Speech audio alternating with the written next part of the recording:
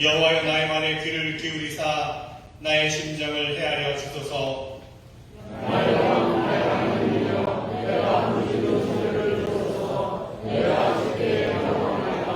여호와여 아침에 주께서 나의 소리를 들으시리니 아침에 내가 주께 기도하고 바라리이다.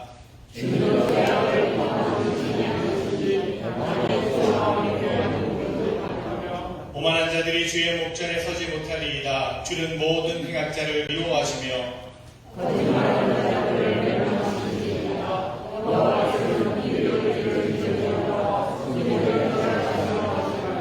오직 나는 주의 풍성한 사랑을 힘입어 주의 집에 들어가 주를 경외함으로 성전을 향하여 예배하리이다.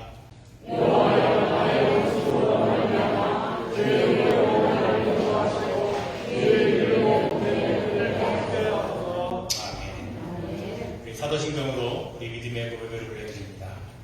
전능한 사천지를 만드신 하나님 아버지를 내가 묵사하며 그 외아들 우리 주 예수 그리스도를 묵사하니 이는 성령으로 잉태하사 동정녀 마리아에게 나시고 본디오 빌라도에게 고난을 받으사 십자가에 못 박혀 죽으시고 장사한 뒤 사흘 만에 죽은 자 가운데서 다시 살아나시며 하늘에 오르사 전능하신 하나님 우편에 앉아 계시다가 저희로서 산 자와 죽은 자를 심판하러 오시리라. 성령을 믿사오며 거룩한 교회와 성도가 서로 교통하는 것과 죄를 사하여 주시는 것과 몸이 다시 사는 것과 영원히 사는 것을 믿사옵나이다. 아멘.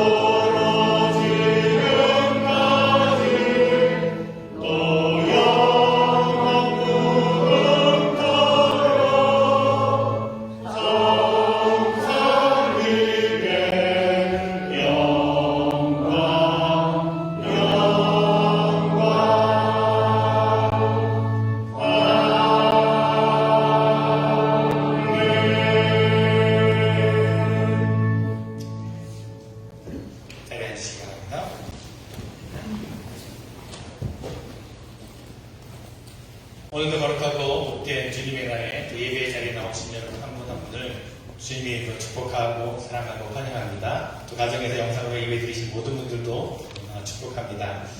지난 며칠 동안 바람도 많이 불고 굳은 날씨였는데 평안하셨습니까?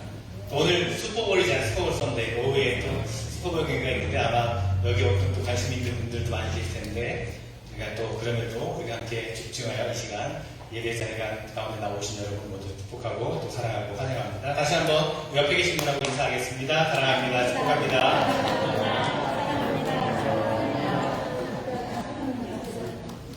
네, 감사합니다.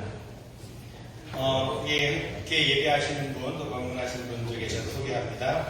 김은지 감독님, 윌로에 무대 안에 하시는데 어디 계시죠? 예, 환영합니다.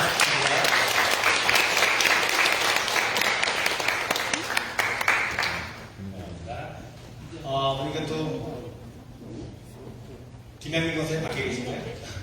그래서 저희 또 우리 한윤미 자매 둘째 또 출산 도와주러 오셨는데 여기 밖에 계신 것 같은데 환영합니다. 머무시는 기간 동안 더 의미 있는 시간 되었으면 좋겠고요. 오늘 예배 후에 이벤트가 있어서 외국에서 방문하시는 분들이 계시는데 아직 못 오신 것 같네요. 또 오시면 또 소개해 드리도록 하겠습니다. 교회 소식 나누도록 하겠습니다. 여러분 계속해서 안전한 예배를 위해서 협력해 주시기를 부탁드리고 온라인 영상 예배는 계속해서 진행되고 있습니다. 가정에서도 예배를 드리실 수가 있습니다. 오늘 예배 후에는요 역사 유적지 동판 제막식이 있습니다. 이게 뭐냐면 올해 이제 120주년 미주 이민, 한국 이민 120주년을 맞이해서 한국 대한민국 국가보훈처와 또 한인재단, 미주 한인재단에서 협력을 해서 해외에 있는 역사 유적지에 이제 동판을 만들어주는 겁니다. 이것은 한국 이민 역사에 있어서 중요한 장소입니다. 라고 하는 것을 내용을 담아서 동판을 만들어서 보내주셨는데 이제 예배 후에 그 동판을 제막하는 시간을 가지려고 합니다. 관계자분들도 이제 오셔서 함께 행사를 할 텐데 여러분 그 일을 위해서 또 계속 기도해 주시고 예배 후에 같이 또 참가하시면 되겠습니다. 예배 후에 바로 갖도록 하겠습니다.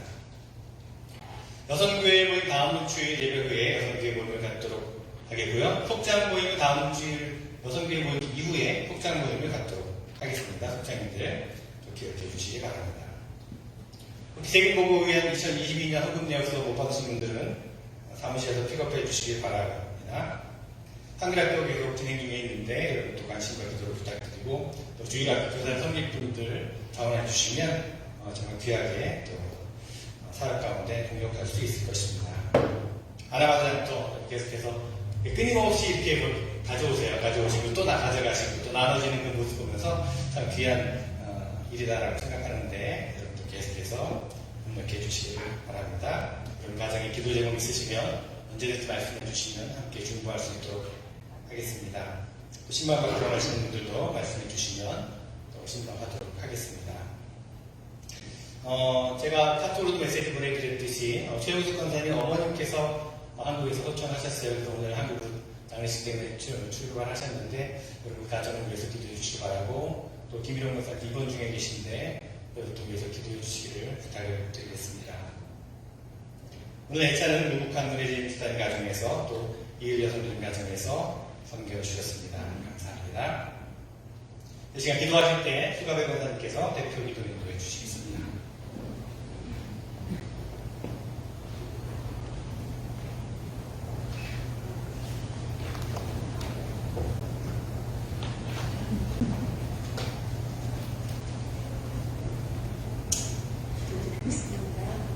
전능하신 아버지 하나님 감사와 찬양과 영광 올려드립니다.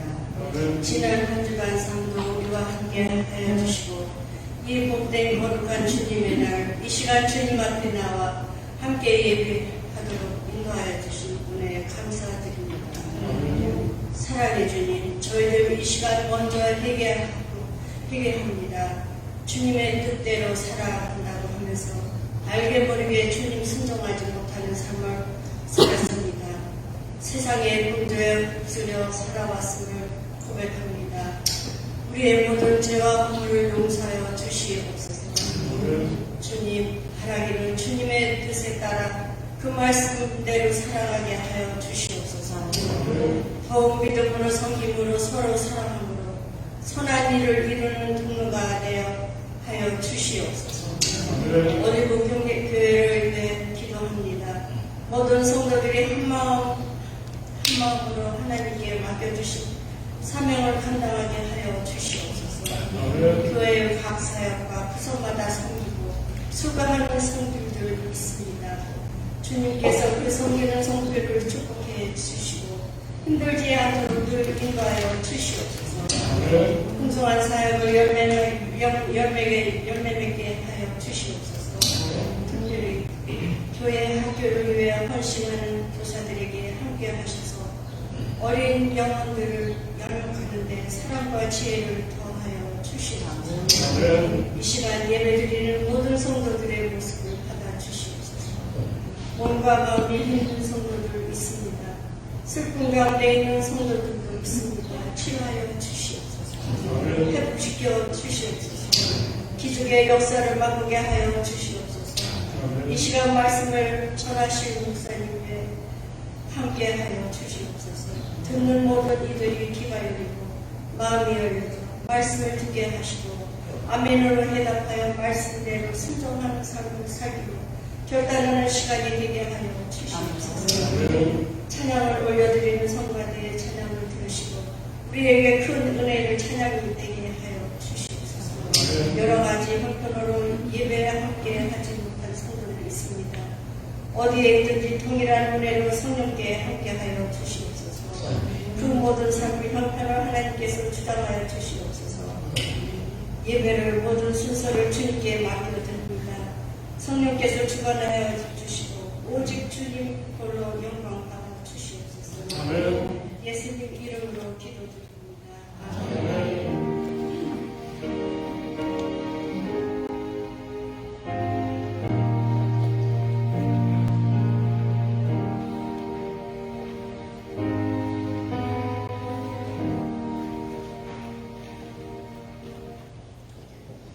우리에게 주신 하나님의 말씀은 요한복음 4장 말씀입니다. 요한복음 4장 46절부터 53절까지 말씀입니다. 요한복음 4장 46절로 53절 말씀, 하나님의 말씀을 읽겠습니다. 예수께서 다시 갈릴리 가나에 이르시니 전에 물로 포도주를 만드신 곳이라. 왕의 심야가 있어 그의 아들이 가버나움에서 병들었더니 그가 예수께서 유대로부터 갈릴리에 오셨다는 것을 듣고 가서 청하되 내려오셔서 내 아들의 병을 고쳐주소서 하니 그가 거의 죽게 되었습니다. 예수께서 이르시되 너희는 표적과 기사를 보지 못하면 도무지 믿지 아니하리라. 신하가 이르되 주여 내 아이가 죽기 전에 내려오소서. 예수께서 가라사대 가라 내 아들이 살아있다 하시니 그 사람이 예수께서 하신 말씀을 믿고 가더니 내려가는 길에서 그 종들이 오다가 만나서 아이가 살아있다 하거늘 그 낫기 시작한 때를 물은즉 어제 7시에 열기가 떨어졌나이다 하는지라. 그의 아버지가 예수께서 내 아들이 살아있다 말씀하신 그때인 줄 알고 자기와 그 온 집안이 다 믿으니라. 한간에 찬양하도록 합니다.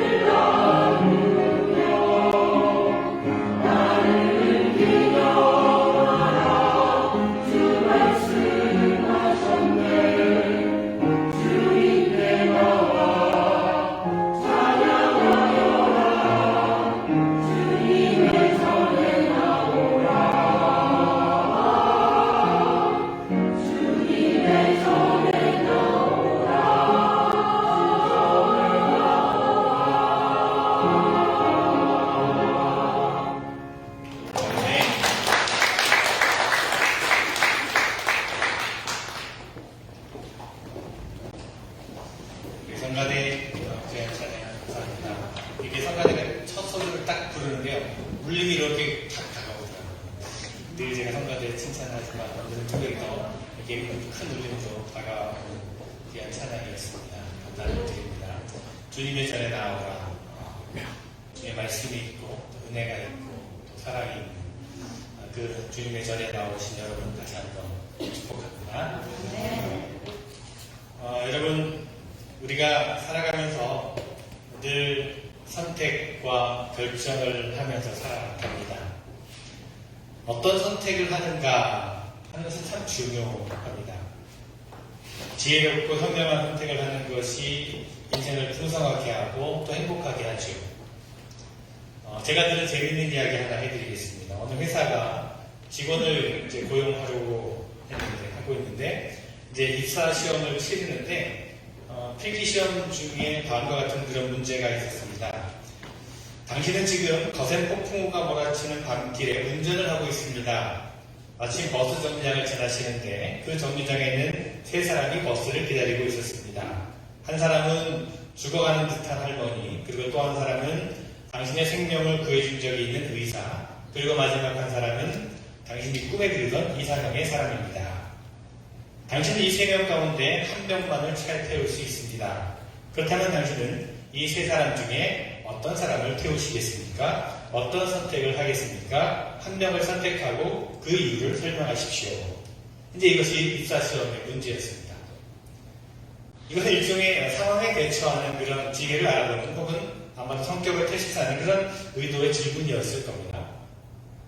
어떤 답도 나름대로의 다 이유가 있었을 겁니다.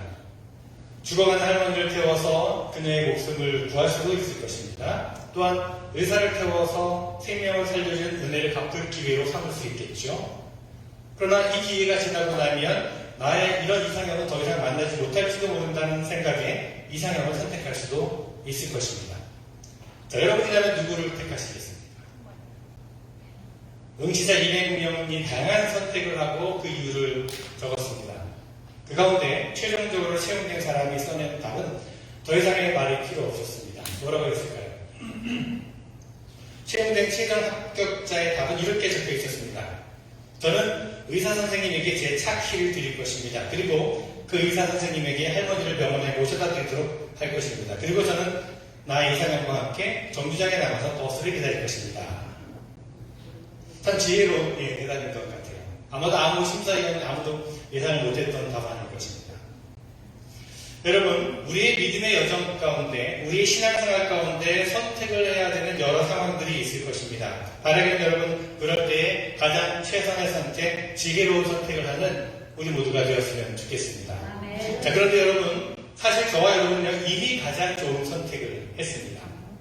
우리가 인생의 많은 길 가운데 믿음의 길을 택하고 믿음의 여정 가운데 들어온 것 자체가 가장 좋은 선택을 한 것이라고 저는 믿습니다. 가장 좋은 결단과 선택으로 믿음의 길에 들어오신 여러분, 이 믿음의 여정을 끝까지 잘 달려가시기를 바랍니다. 무엇보다 주님과 함께 동행하며 이 믿음의 여정을 가는 우리 모두가 되었으면 좋겠습니다.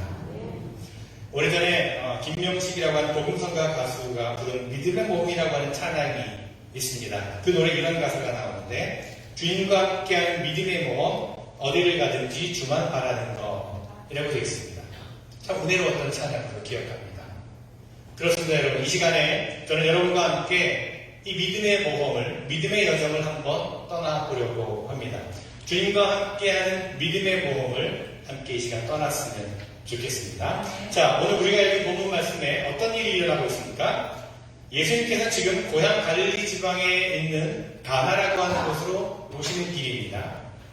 이 가나가 어떤 곳입니까? 당시 가나 지방은요, 로마의 군봉왕 헤롯 안티파스의 다스림을 받고 있었습니다. 우리는 가나라고 하는 것이 어떤 곳인지 아마 여러분 잘 알고 계실 겁니다. 오늘 이야기에 앞서서 요한복음 2장에 보면 예수님께서 이곳 가나에서 있었던 혼인잔치에서 물을 포도주로 만드신 이적을 보여주신 적이 있습니다.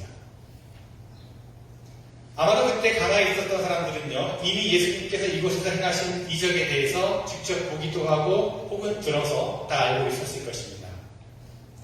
한편 갈릴리에서 약 20마일 정도 떨어진 곳에 가버나움이라고 하는 도시가 있었습니다. 이 가버나움은 헤롯 왕의 신하가 한 명 살고 있었는데, 그런데 이 신하의 아들이 죽을 병에 걸려서 죽게 되었습니다. 이 왕의 신하는 그때 소문으로 예수님에 대해서 들었던 것 같습니다. 아픈 병자들을 고치시고 귀신을 쫓아내고 죽은 사람도 살리신다고 하는 예수님에 대해서 이미 알고 있었던 것 같습니다. 그리고 기적을 행하신다라고 하는 예수님이 가나에 오신다고 하는 말을 들었습니다. 그는 즉시 가나로 달려가서 예수님을 만나서 자기 집에 와서 아들을 고쳐달라고 간청했습니다. 그러나 그는 이내 실망할 수밖에 없었습니다. 예수님은 지금 당장 고쳐주시겠다라고 말씀하시는 것이 아니라 엉뚱한 말씀을 하시는 겁니다.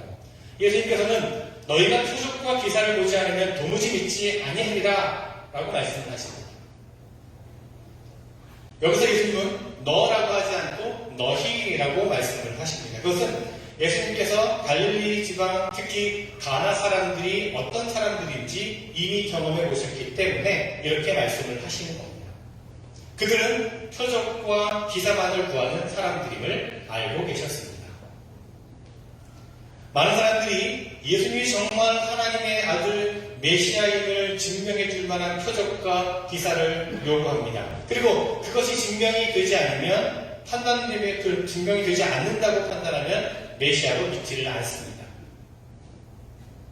하지만 오늘 이 왕의 신하에게는 그것이 전혀 중요하지 않았습니다. 메시아이든지 아니든지 아들만 구해주면 됩니다. 그래서 그는 예수님께 같이 가주실 것을 또 한 번 간청을 합니다. 그러나 예수님은 같이 가지 않으시고 이렇게 말씀하십니다. 뭐라고 말씀합니까? 가라, 내 아들이 살았다. 가라, 내 아들이 살았다. 여러분, 이 상황을 한번 생각해 보시기 바랍니다. 만약에 여러분이 누군가에게 무엇인가를 간절히 부탁을 했는데 실제로는 해주지도 않으면서 말로만 됐어, 알겠으니 가봐, 다 잘 될 거니까 돌아가봐, 이런 말을 들으시면 어떻겠습니까? 많이 실망하실 것 같습니다. 아니, 실망하는 것을 넘어서 화가 나고 아마 배신감도 느꼈을 것입니다. 그러나 이 왕의 신하는 예수님의 말씀을 믿었고 집으로 돌아가서 아들이 실제로 건강하게 회복된 것을 보았습니다. 그리고 그와 그의 가족들은 모두 믿음을 가지게 되었습니다. 만약에 오늘 본문의 말씀의 제목을 붙인다면 예수님께서 갈릴리 가나에서 행하신 두 번째 표적, 갈릴리에서 일어난 기적적인 치유, 이런 제목이 될 것입니다. 우리가 성경에서 이런 기적의 이야기들을 접하게 되면요, 우리들 가운데에는 그건 아주 옛날 예수님 당시에나 일어나는 일이야, 요즘엔 그런 일이 생길 수 없어, 그렇게 생각하시는 분들도 많이 계실 겁니다. 아니면 왜 요즘에는 그런 기적적인 일이 일어나지 않는 것이지, 그런 기적의 역사들이 지금 이 시대에 일어난다면 더 많은 사람들이 예수님을 믿게 될 텐데, 내 자녀가, 내 부모가, 내 형제가 병에서 치유받고 건강해지고 더 잘 될 수 있다면 조금 더 쉽게 믿음을 가질 수 있을 텐데 라고 생각하시는 분도 많이 계실 겁니다. 사도 바울은요, 데살로니가 3장 2절 말씀에서 믿음은 모든 사람의 것이 아니니라 라고 말씀하고 있습니다. 자, 바울은 어떻게 이렇게 단정지어서 말할 수 있었을까요? 바울은 어떤 사람들을 염두에 두고 이런 말씀을 하는 것일까요? 제가 두 가지 예를 들어보겠습니다. 여러분, 사막이 어떤 곳인지 다 아시죠? 사막, 데저트. 혹시 여러분 사막에 가보신 적 있으십니까? 최근에 어느 방송에서 이렇게 사막 여행에 대한 프로그램을 제가 본 적이 있는데 참 사막도 아름답고 낭만이 있는 곳이더라고요. 그래도 우리가 사막 하면 여전히 우리 생각에 우리가 떠오르는 이미지들이 있습니다. 메마르고 황량한 그런 곳입니다. 자, 어떤 사람이 지금 사막 한가운데 서 있습니다. 사막 그 모습을 여러분 한번 이렇게 그려보시기 바랍니다. 사막 한가운데 서 있는 그 사람은 몇 분 동안 꼼짝하지 않고 저 멀리서 무엇인가를 지금 바라보고 있습니다. 그는 몹시 지쳐 있었고 피곤하고 물도 먹지 못한 시간이 꽤 지난 터라 그의 혀는 바짝 말라 있었습니다. 그런데 지금 저 멀리서 무언가 보이는 겁니다. 가물가물거리는 것이 무엇인가 보이는 겁니다. 그는 생각합니다.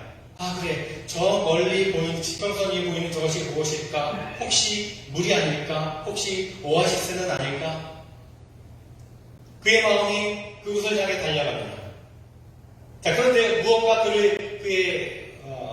그를 가로막습니다. 그의 이성입니다. 그의 이성은 계속해서 그에게 말합니다. 저기 저 빛나와 나물거리는 것은 물이 아니야. 신기루일 뿐이야. 그러니까 괜히 바보 같은 짓 하지 마. 가봤자 헛수고야. 힘만 넣도록 다시 가. 그리고는 그의 이성의 판단에 따라 반대 방향으로 몸을 돌립니다. 자, 믿음이 없는 사람들인 바로 사막에 서 있는 이 사람과 같다는 겁니다. 그들은 예수님도 없고 하나님도 없으며 믿음은 그저 환상에 불과하다고 생각합니다. 그래서 그들은 방향을 돌리고 맙니다. 그러나 어떻습니까, 여러분? 방향을 돌려도 계속 사막만 나옵니다. 여러분이라면 어떻게 하시겠습니까? 다른 예를 하나 더 들어보겠습니다. 여러분 가운데서 아마 등산 좋아하시는 분들은 하이킹 좋아하시는 분들 많이 계실 텐데 높은 산이 있습니다. 누군가 그 정상에 올라가려는 사람이 있습니다. 지금 그는 산 입구에 서 있습니다. 산 입구에 세워져 있는 표지판을 보니까 산 위로 올라가는 길이 여러 길들이 있음을 알려주고 있습니다. 각각의 길이 다른 방향으로 올라가고 있음을 안내해주고 있습니다. 그러나 산 아래에서는 눈으로만 보아서는 어느 길이 얼마나 어렵고 쉬운지 알 수는 없습니다. 어느 한 길도 끝까지 보이지 않고 산봉우리 뒤편으로 사라져버립니다. 마침내 그는 여러 길 중에 한 길을 선택해서 출발을 합니다. 자, 그런데 출발하고 얼마 가지 않아서 망설이기 시작합니다. 그 길에는 자갈이 너무 많아서 걷기가 힘이 듭니다. 그는 멈춰서서 이리저리 생각해보다가 돌아서서 다시 내려옵니다. 그리고는 다른 길을 선택해서 올라갑니다. 그런데 그 길은 경사가 너무 급합니다. 그래서 올라가다가 힘들어서 다시 내려옵니다. 그러면 다른 길을 선택하면 좀 더 쉬울까요? 좀 더 나을까요? 그러나 어떤 길을 선택하더라도 매번 망설이게 될 것입니다. 그는 어느 길로 끝까지 가야 할지 쉽게 결정을 내리지 못합니다. 여러분, 믿음을 갖지 못한 사람들도 그와 같다는 것입니다. 그들은 다른 사람이 무엇을 믿는지를 보면서 그 사람들을 따라가고 싶어 합니다. 믿음의 길은 그들에게 너무나 어렵게 느껴집니다. 선택하기가 쉽지를 않습니다. 자꾸만 망설이게 됩니다. 예수님께서 그 길을 함께 가주실 텐데도 말이죠. 여러분, 혹시 우리에게도 이런 모습이 있지 않습니까? 광야에 샘이 있다는 것을 믿지 않기 때문에 사막 한가운데서 목말라 하고 있지 않습니까? 산 정상에 올라가는 쉬운 길을 찾기가 어려워서 산 입구에서 서성이며 방황하고 있지 않습니까? 성경은요, 우리의 목마름을 해결해주며 우리가 정상까지 올라갈 수 있도록 도와줍니다. 오늘 말씀을 보면 삶과 죽음이 문제가 되고 있습니다. 오늘 본문은 무엇보다 먼저 사경을 헤매고 있는 아들이 죽느냐 사느냐에 관해서 말하고 있습니다. 그리고 그 다음으로 아들의 아버지가 예수님의 말씀을 정말 믿는지에 대해서 언급을 하고 있습니다. 결국 이 이야기가 우리에게 말씀하고 있는 것은 예수 그리스도를 믿는 믿음으로 우리가 생명을 얻을 수 있다는 것입니다. 여러분, 예수님을 찾아가시기 바랍니다. 예수님을 신뢰하시기를 바랍니다. 예수님의 말씀을 따르시기 바랍니다. 오늘 예수님을 찾아가시기 바랍니다. 자, 오늘 말씀에서 이 아픈 아이의 아버지가 예수님을 찾아갔습니다. 사람들은 모두 다 먹을 것을 찾고 일을 찾고 보호와 안전을 찾고 성공을 찾습니다. 성경은 찾으면 찾을 것이라고 분명히 말씀하십니다. 그러나 우리 인생의 경험에서 볼 때 여러분, 우리가 찾는 것 대부분은 한낮 동경으로 한날 밤의 꿈으로 끝날 때가 많다는 것을 우리는 잘 알고 있습니다. 하나님께서는 갈릴리에 사는 이 왕의 신하가 그 아픈 아들을 통해 우리에게 자신을 알리시며 하나님을 찾는 많은 사람들 가운데서 알리십니다. 오늘 말씀을 보면 왕의 신하는 예수님의 말씀을 들었습니다. 우리는 오늘날 많은 사람들의 말을 들으며 많은 소식과 광고와 여러 가지 약속들을 듣습니다. 우리의 귀는 완전히 노출되어 있습니다. 눈은요 감을 수 있지만 귀는요 막을 수가 없습니다. 하나님의 놀라운 역사 앞에서 눈을 감을 수는 있지만 하나님의 말씀은 우리의 귀를 뚫고 들어옵니다. 말씀은요 항상 기적보다 앞선다는 것을 여러분 믿으시기 바랍니다. 말씀은 예수님께서 왕의 신하에게 주신 것 중에서 가장 값진 것이었습니다. 우리가 예수님께서 행하셨던 것은 지금 볼 수 없지만 그 말씀은 오늘도 성경을 통해 우리가 들을 수 있습니다. 그의 말씀은 효력을 잃지 않았고 아직도 계속해서 역사하고 있습니다. 예수님께서 우리 가운데 살아계시기 때문입니다. 병든 아이의 아버지는 뜨거운 태양을 뚫고서 메마른 사막과 강야를 가로질러서 달려와서 예수님을 찾았습니다. 예수님을 만났습니다. 그가 수십 마일을 달려서 가버나움으로부터 가나안까지 와서 예수님을 찾아간 것은 그가 붙든 마지막 소망이었습니다. 이제는 정말 예수님밖에는 믿을 리가 없다는 간절함을 가지고 예수님을 찾아온 것입니다. 그리고 그곳에서 예수님을 만났습니다. 그리고 예수님의 말씀을 믿었습니다. 여러분, 우리는 여러 가지로 예수님을 거부합니다. 우리는 생각으로 거부합니다. 우리의 이성은 예수님의 살아계심을 믿으려 하지 않습니다. 또 우리는 가슴으로 거부하기도 합니다. 우리의 마음은 예수님보다는 다른 것들을 사랑함으로써 예수님을 부인하려고 합니다. 여러분, 누구나 다 예수님을 찾아오는 것까지 할 수 있습니다. 누구든지 예수님을 찾아와 예수님께 간구하는 일까지는 할 수 있습니다. 그러나 누구든지 믿음을 가지고 그렇게 하지는 못합니다. 사막에서 길을 잃은 사람의 예를 한번 생각해 보시기 바랍니다. 그는 저 멀리 신명선 너머로 보이는 것이 물이라는 것을 믿지 않았습니다.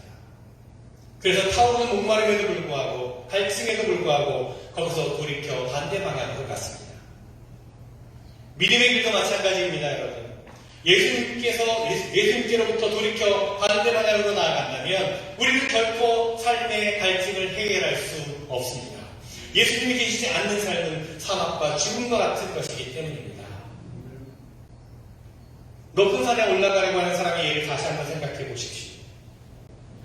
그는 가는 길마다 어렵고 힘들다고 생각했기 때문에 산 아래서만 계속 맴돌고 정상까지 올라가지 못합니다. 우리 믿음의 길도 마찬가지입니다. 우리가 예수님과 함께 십자가의 길을 가지 않으면 우리는 결코 목적지에 다다를 수가 없다는 것입니다. 우리는 성경에서 우리와 똑같은 인간들의 모습을 발견할 수 있습니다. 그들은 예수님을 만났습니다. 그리고 우리는 오늘 본문에서 믿음의 예를 찾아볼 수가 있습니다.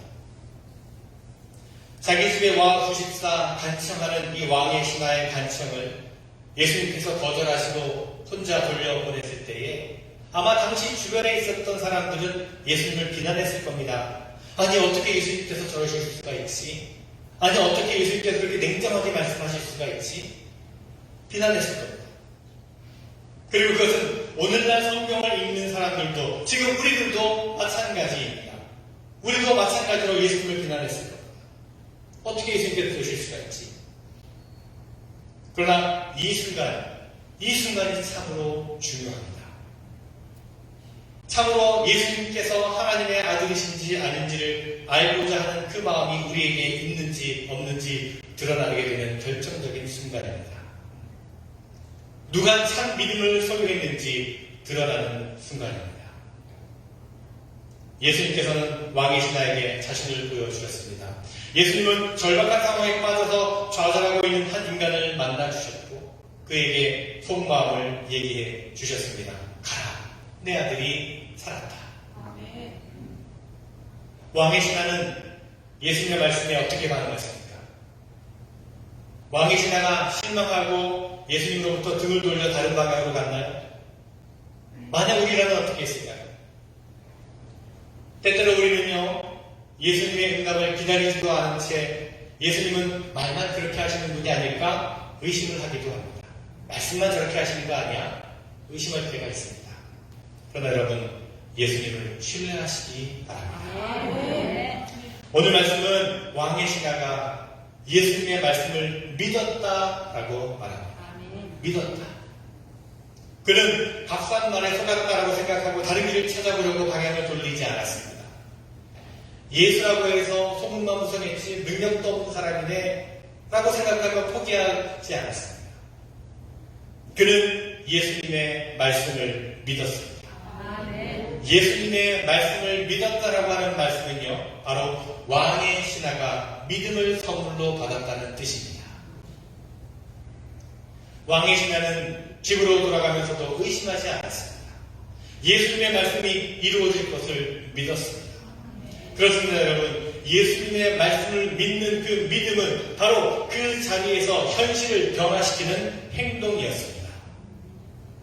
믿음이 행동으로 이어진 것입니다.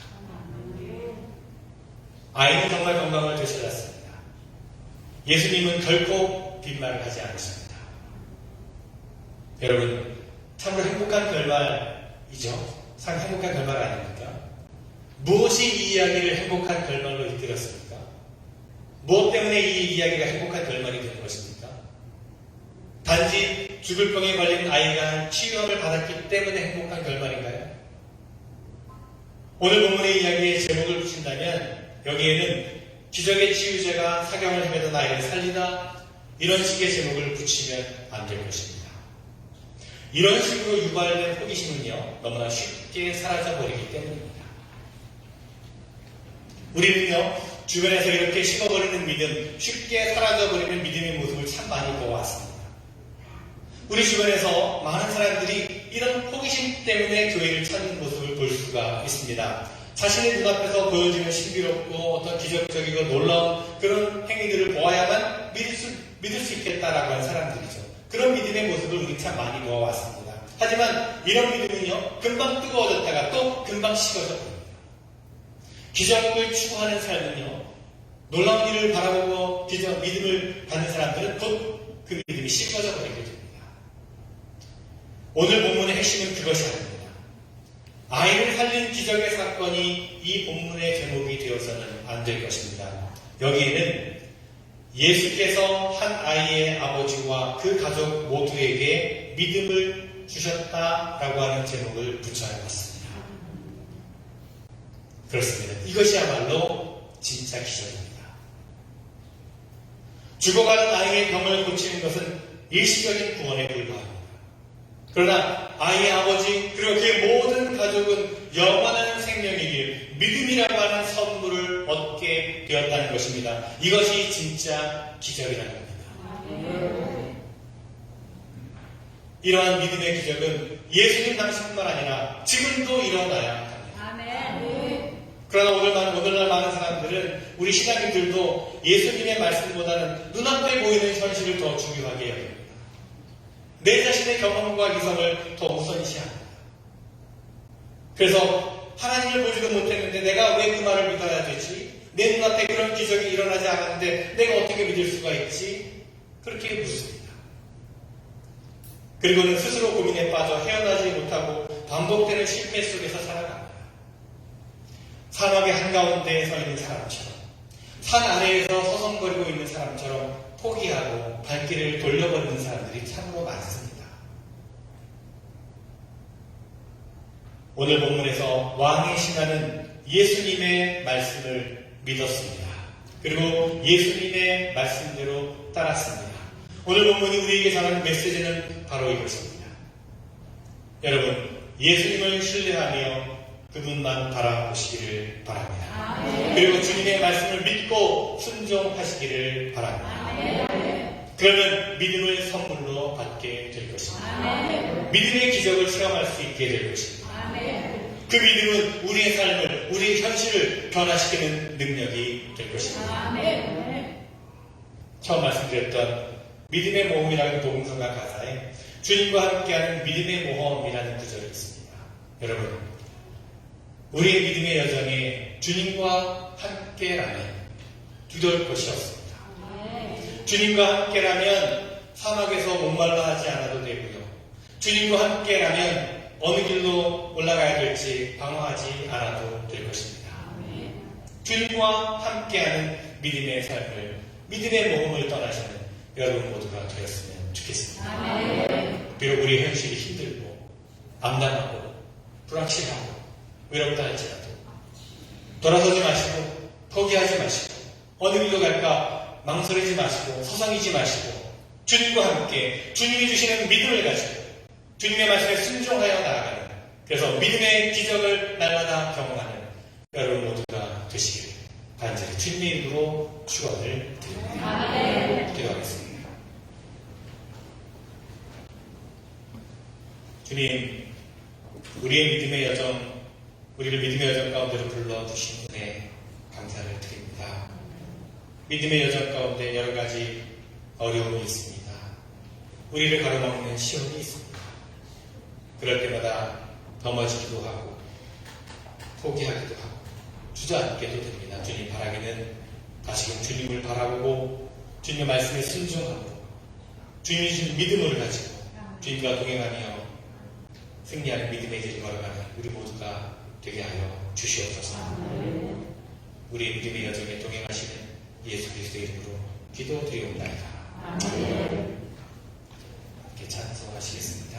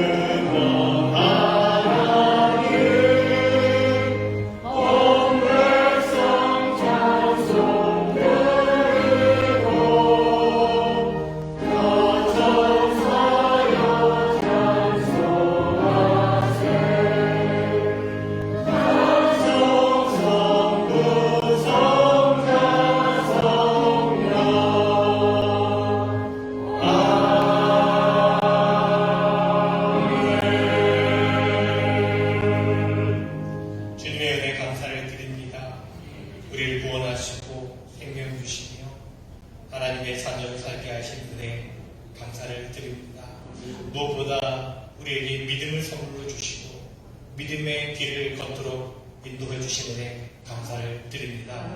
그 믿음의 길에 주님께서 함께 해주시니 더욱더 감사를 드립니다. 그리고 여러 가지 우리 믿음의 여정 가운데 고난이 있고 시련이 있고 눈물이 있고 아픔이 있을지라도 주님과 함께 걸어가는 그 믿음의 길이 정말 포기하지 않고 주님께서 주신 능력을 힘입어서 승리하는 삶을 살아가게 하여 주시옵소서.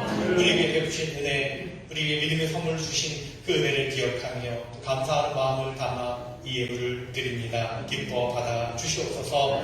드려진 모든 손길마다 그 믿음의 자리 위에, 그 삶의 자리 위에 더욱더 은혜와 평강과 축복이, 감사의 고백이 넘쳐나게 하여 주시옵소서. 여러 가지 삶의 어려움 가운데 간절함으로 드린 예물도 있습니다. 그 간구하는 마음, 그 간절한 고백을 주님께서 들으시고 응답하여 주시옵소서. 붙잡아 주시고 회복시켜 주시옵소서. 드려진 모든 예물이 하나님의 나라와 사랑이 필요한 곳에 쓰여지는 예물 되게 하길 원하며 예수 그리스도의 이름으로 기도드리옵나이다. 아멘.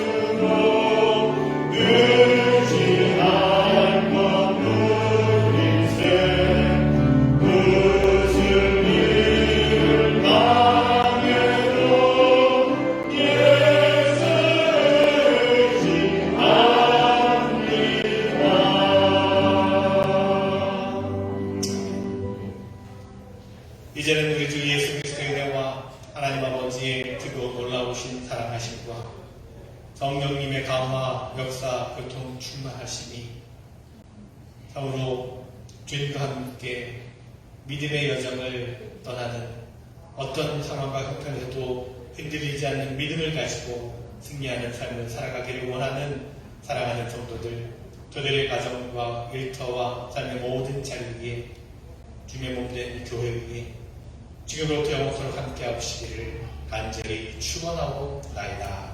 아멘.